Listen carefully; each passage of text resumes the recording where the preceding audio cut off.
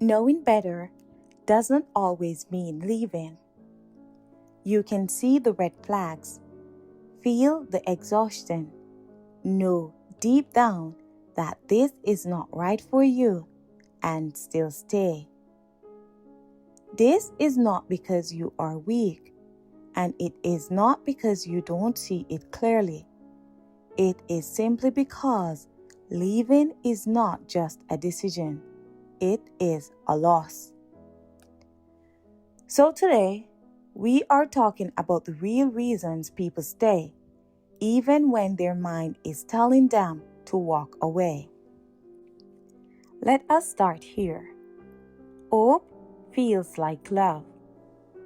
Every time they do just enough, apologize, change for a moment, show glimpses of who they used to be, it resets everything.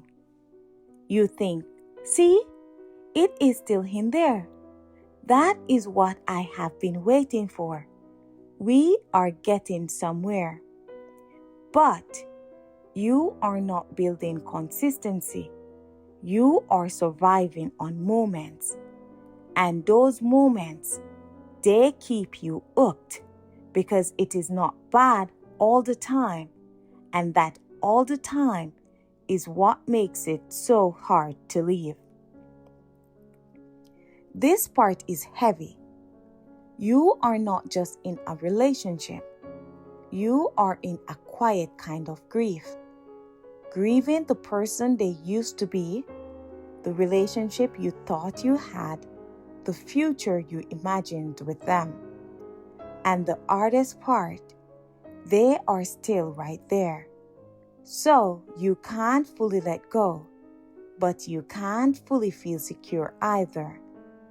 You are stuck in between, holding on while slowly letting go. You have put in time, energy, effort, love, maybe years. So now leaving doesn't just feel like moving on. It feels like losing everything you have poured in. So you start thinking, I've come this far. I can't just give up now. What if it finally works after all this time? But here is the truth. Time invested doesn't guarantee a return. And staying longer doesn't make it more likely to change. It just makes it harder to leave. This is where it gets dangerous. Because after enough cycles, you stop trusting your own feelings. You ask yourself, am I overreacting? Am I expecting too much? Is this how relationships are? Meanwhile, you are asking for basic things. You are asking for respect, consistency, emotional safety.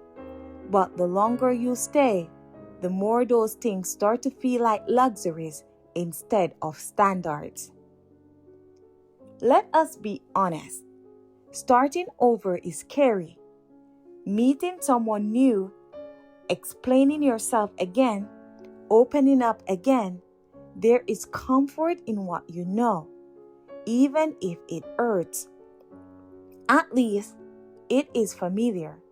At least you know how to navigate it. So you stay, not because it is good, but because it is known. This one cuts deep. You tell yourself, if I love them, I should be patient. If I love them, I should understand. If I love them, I shouldn't give up. But love isn't supposed to require you to constantly tolerate what hurts you. That is not love. That is endurance, and there is a difference. Staying isn't always about knowing better. Sometimes it is about hoping harder than you are hurting. It is about choosing familiarity over uncertainty, history over honesty, and potential over reality.